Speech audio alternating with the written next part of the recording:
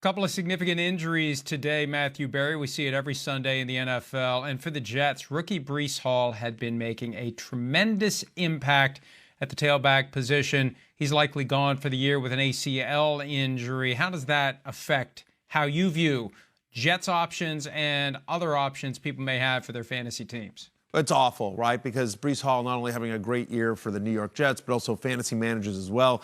He was a top 8 fantasy running back heading into Week 7 over the last month. And unfortunately, when there is news in the NFL, there is news in fantasy football. And I think ultimately what this means is that obviously Michael Carter will take over the lead role over the Jets. Here's the positives about Michael Carter, right? He's had 6 games in his career where he's gotten 15 or more touches. We'd expect that kind of workload given the run-heavy nature of the Jets. In those games, he's averaging 17.9 fantasy points per game. He's had over 100 yards from scrimmage in 4 of those 5 games. And those are on some Jets teams that weren't as good as this current Jets team is. If there's a negative, their next 4 games: New England, Buffalo, a bye, New England again. So 3 tough matchups and a bye week. Having said that, certainly the fantasy value of Michael Carter, who's still available in about 34% of Yahoo leagues, has gone up significantly with the injury to Breece Hall.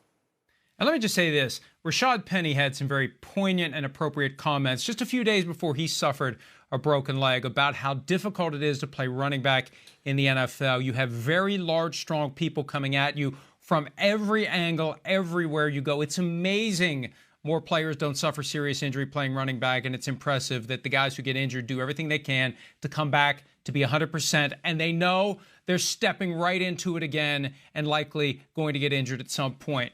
Chargers receiver Mike Williams carted off with an ankle injury just as Keenan Allen was coming back.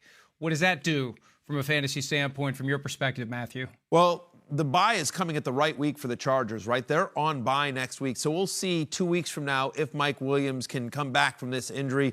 Didn't look great there. Quotes after the game suggest maybe there's some optimism there. We'll see. But if Mike Williams were to miss any time, Josh Palmer, who did not play in this week, he was in the concussion protocol, but the expectation here is 2 weeks from now, Josh Palmer would be back and he would play in place of Mike Williams if he were to play. Listen, in 4 out of the 6 games so far this year, Josh Palmer has gotten 6 or more targets. He's averaging almost 14 fantasy points a game when he sees that kind of volume. He's a nice little player, and I think that the Chargers will use him quite a bit if Mike Williams were to miss time. He's done that in his career. So we'll see how it all plays out in Los Angeles. And finally, ridiculously unlikely that the Buccaneers would consider benching Tom Brady for Blaine Gabbert. But if Tom Brady is on your fantasy team, is it time to go with plan B, Matthew? Look, I get the question. I mean, if ever you thought, well, against the Panthers, right? I think if Mike Evans doesn't drop that touchdown pass, the narrative around Tom Brady is a little bit different. Like, it was a massive bomb that just hit Evans in the hands, and 9 times out of 10, Evans is always going to come down with this. I'm still sticking with Brady. I understand it if you don't want to. I understand it if fantasy managers don't want to. I get it.